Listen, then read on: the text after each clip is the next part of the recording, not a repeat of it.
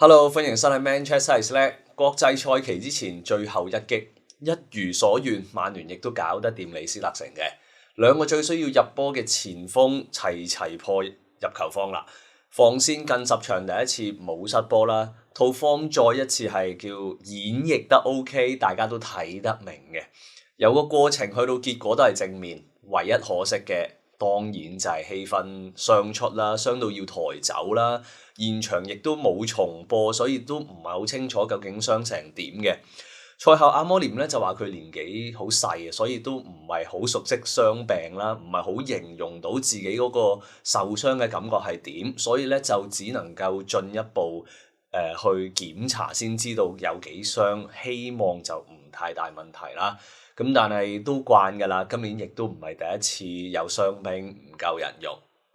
曼聯兵員短缺到連後備席都坐唔滿，點解啊？因為冬天冇買人啊嘛。點解啊？因為財政不佳啊嘛。所以英力士集團唔單止買唔到人，仲要 cut 人手添。香港人盤數一樣麻麻地，所以我哋都減津貼、減福利，乜都減。但係外遊成本咧就會增加，所以我哋更加需要識得喺其他地方嗰度慳翻啲錢，譬如好似酒店啊、機票等等。呢個時候咧就需要 Surfshark VPN 幫一幫我哋啦。因為有啲網站同埋服務咧，會根據我哋嘅位置同埋 cookies 嚟制定商品嘅價格歧視啊！藉住 VPN 咧，我哋就可以避免呢一類嘅行銷行為。線上購物嘅時候咧，就慳翻一大筆錢啦。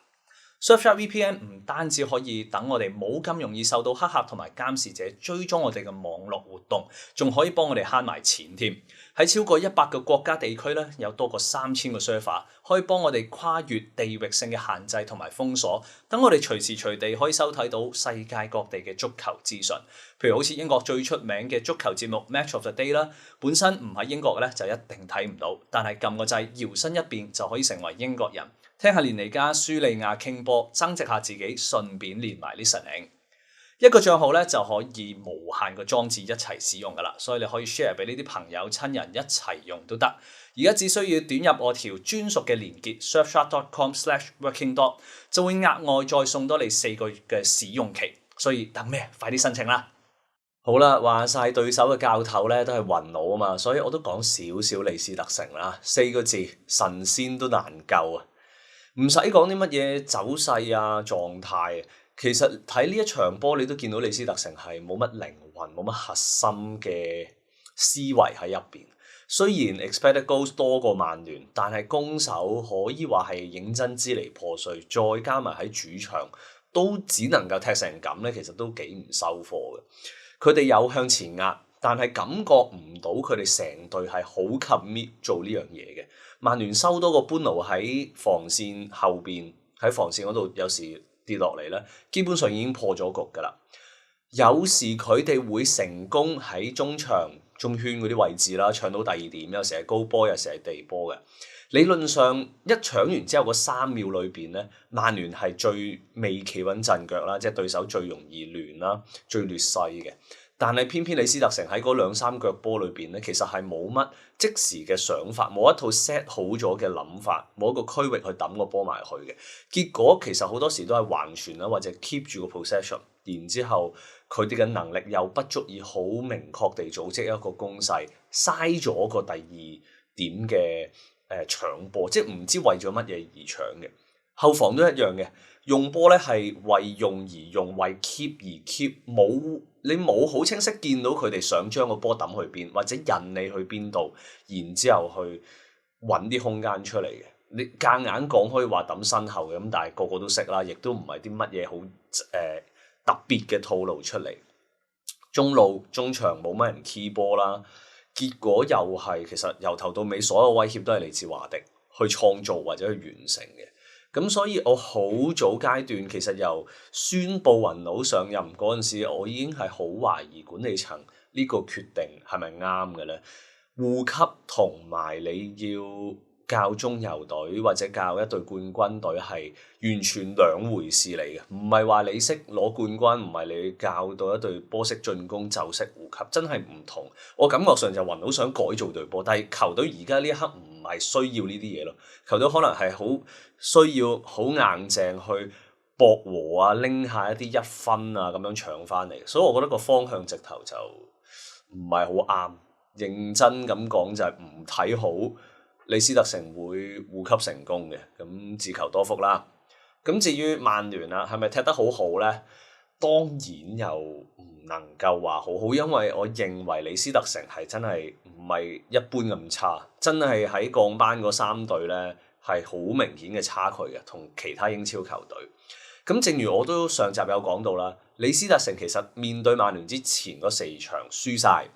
冇入球 ，expected goals 加埋得1.3啫。但係呢一場波其實有3個 chance，expected goals 都有成1.17。咁曼聯其實唔係話真係完全踢到李斯特城一動都冇嘅，唔係咁滴水不漏嘅曼聯。咁但係我都會體諒嘅，因為曼聯星期4晚先踢完，好多球員其實都冇乜得投嘅，我哋本身個 squad 已經冇乜人㗎啦。咁所以我可以俾個合格有餘呢一個評價曼聯嘅。咁我覺得成場波嘅贏波關鍵咧，就係在於我哋冇俾對手破壞到節奏，冇俾對手帶住嚟踢。雖然你睇控球權咧，李斯特城係多啲，但係如果你 focus 喺中場咧，其實我哋中場嘅球員拎波嘅節奏係自如嘅，即係我哋都有能力決定呢一球波快定係慢。我哋冇俾佢哋破壞到我哋自己用波嘅節奏。我哋嘅中場決定嘅時間係充足嘅。咁有呢一啲條件嘅底下，即係 OK，李斯特成功嘅時候，其實我哋都唔算逼得太勁嘅，因為我哋攰啊嘛。阿摩廉採取嗰個策略係啱嘅，你又用波，我又用波，咁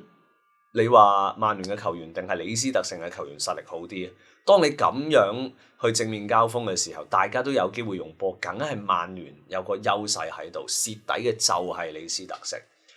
老實講，如果你睇翻個排場咧，李斯特城後邊嗰3+4 7個球員都係破壞能力多過組織，出擊能力亦都唔強嘅。咁如果李斯特城選擇直接揀一個正面交鋒，同你鬥快鬥搶鬥爛打嘅，一開波個頭30分鐘，曼聯唔會踢得咁舒服，唔會咁容易俾我哋入到局嘅。應該會再下風啲嘅，所以呢一個又係我覺得李斯特城自己都有啲責任啦。當然曼聯能夠自己企穩陣腳，同埋上半場應該係唔知3-4個月以嚟第一次喺上半場3波入波嘅。咁希望連破埋呢一個咁核突嘅紀錄之後，我哋都可以改進下上半場嘅表現啦。咁所以贏波嘅關鍵就係我哋爭取到用技術、用能力。分高低嘅空間，因為之前我哋唔得就係因為人哋一搶我哋根本冇機會俾你使用技術，你只可以同對手鬥對抗性、鬥速度嘅啫。咁我哋有呢樣嘢嘅話，其實就係我哋越踢越順嘅主因。咁再簡單啲，你睇下般奴喺2個禁區之間，佢獲得嘅自由度同埋時間，你唔好理係里程俾我哋定係曼聯自己創造出嚟。當你俾到咁多自由度同時間，般奴佢中意喺自己禁區頂嗰度用波又得，佢衝到埋去對手禁區頂又冇人行嘅時候，咁你就死得啦。所以李成嘅部署係失效，一係咧就係佢哋嘅諗法太天真啦。咁呢場比賽贏波啦，咁但係我都 focus 喺冇失波嘅結果底下嘅。咁當然安娜娜作出咗幾球撲救啦，但係我想趁住呢個機會咧，更新下我對防線嘅睇法，尤其是喺中堅嗰度嘅。咁我慢慢開始理解點解即使冇咗麥加亞嘅情況之下，阿摩廉仍然係偏好選用迪列治打邊中堅呢個決定啦。嗱，連迪洛夫我諗大家其實睇到嘅，佢嘅運動機能咧唔係好符合到我哋嘅期望，似乎都唔係好夠再喺英超立足添喺未來。佢嘅預判經驗咧仍然喺度嘅，所以有啲波高波滴落嚟，佢係判斷到啦，得身位佢係可以嘅。但係譬如速度啊、對抗性啦，俾唔到太大信心。有一球波直頭俾華迪擺脫咗添，危險嘅嗰球。對手其中2球 chance 其實都同佢嘅防守有關，上下半場各1球。咁意味住即其實唔係俾到太大信心，教頭又好啦，球迷都好啦。唔似好有將來嘅正路。如果你齋論防守咧，其實好似迪列治打中間嗰個中堅會係穩陣啲嘅。應該係咁樣嘅喎嗰條數。但係迪列治有樣嘢係阿摩廉好需要邊路嘅中堅去做嘅，就係嗰個上搶嘅功夫啦。迪列治近呢2-3個月，其實喺呢一個環節裏邊，我覺得係越做越成熟嘅。無論係時機啦、追出去嘅距離啦，其實都做得好有效率，即係唔會過咗火，唔會走得太多啦，唔會話太頻密殺上去嘅。呢一個為之有效率，即係佢做得嘅話，其實佢嘅成功嘅機會係多嘅，而唔係亂咁搏。對於幾時開始去逼，幾時停要回防咧，佢係我覺得個判斷係越做越好嘅。咁擺中間係更加難去發揮呢一種主動性，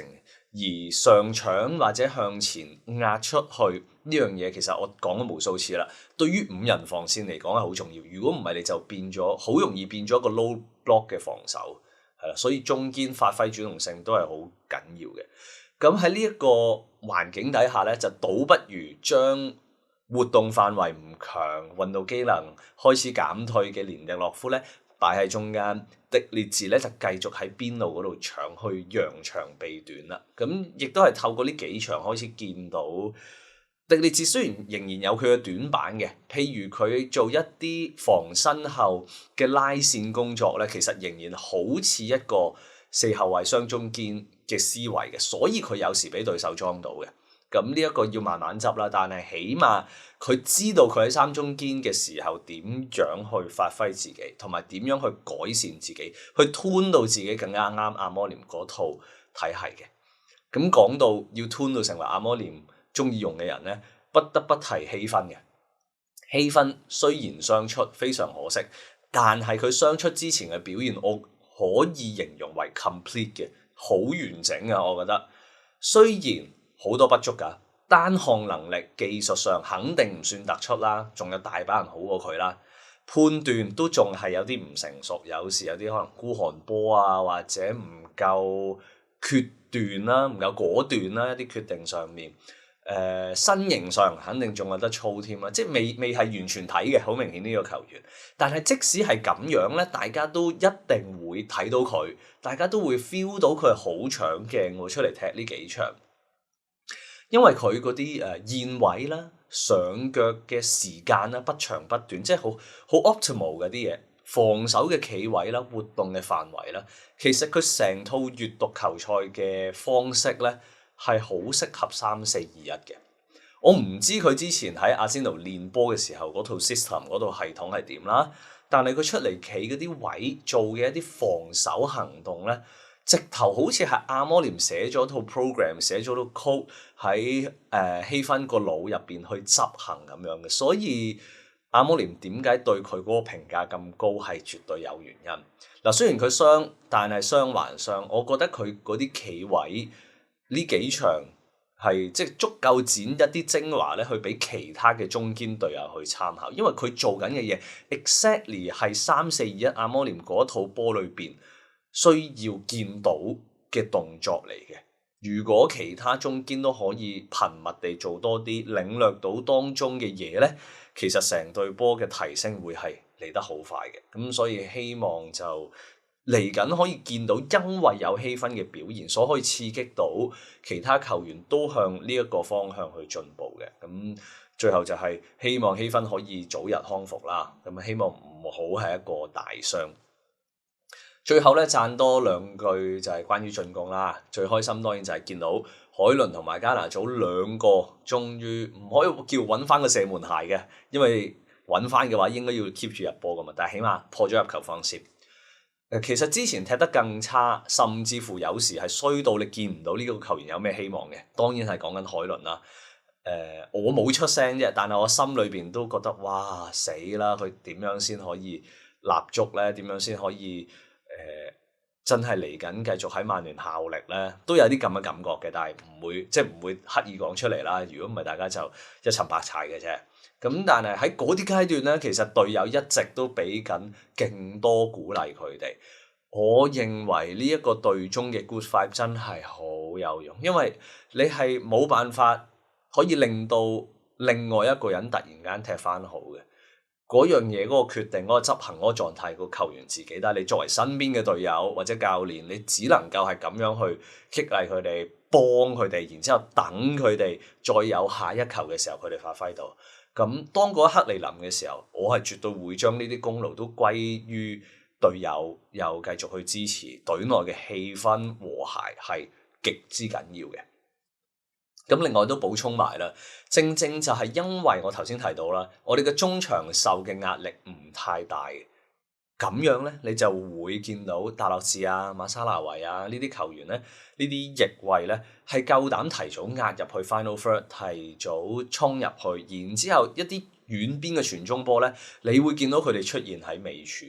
當我哋中場控制唔夠嘅時候，佢哋係唔夠膽咁做，但係有呢個條件咧，我哋就可以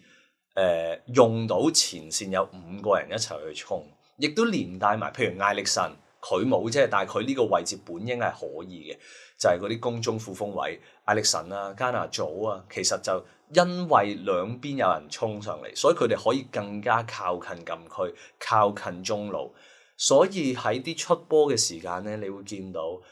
呢排咧，至少呢2場咧，個禁區入邊。終於開始唔係淨係得一件紅衫或者得一個海倫喺入邊去搶點咁可憐，你會見到有多2-3個球員前前後後咁樣走，仰嚟仰去，終於似翻一個正常嘅進攻模式㗎啦。所以中場嘅控制力咧，其實就係直接影響住阿摩廉3-4-2-1嗰套體系喺兩側嗰個侵略性嘅，所以大家係嚟緊可以留意下兩者關係。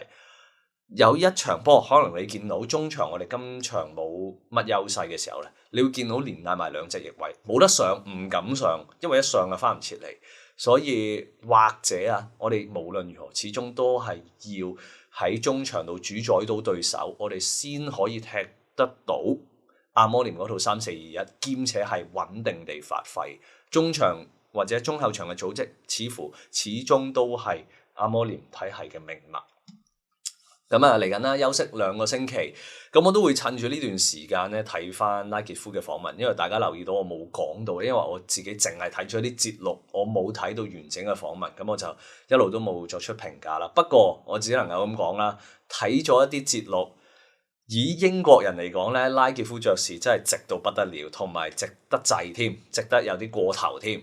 作為傳媒嘅角度，作為The Overlap。加利仔梗係開心啦，咁 juicy 或者有咁多真心話去聽，即係唔係為咗攞生筆嘅，但係的而且確拉傑夫俾咗好多 punchline 出嚟，而真係俾傳媒可以發大嚟搞嘅喎，咁梗係開心啦。作為傳媒有流量，但係似乎啲教頭同球員咧都要輪流出嚟幫手。解下話啊，解下圍啊，拆下彈咁啊，即係般奴都有少少微言啦。我自己會咁樣講，其實都麻煩嘅。雖然係幾有趣，但係最好咧就唔好節外生枝。咁但係 anyway，我都會趁住呢個時間去休息下啦，同埋睇下曼聯嘅其他新聞。跟住翻到嚟嘅時候咧，就接連都有幾場大戰。嗱，我想講咧，其實我哋同聯賽榜頭第7位好似爭